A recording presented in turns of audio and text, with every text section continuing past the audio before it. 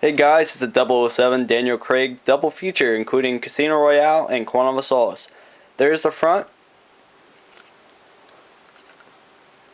there's the side, and there's the back. On it is Casino Royale summary and Quantum of Solace summary. If you want my opinion, Casino Royale is the best Bond film, Quantum of Solace is the worst. There's Casino Royale, which looks cool. It's the same as the Goldfinger disc. And Quantum of Solace. And there's the credits.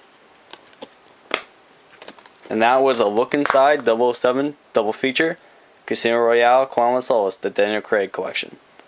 Hope you guys enjoyed.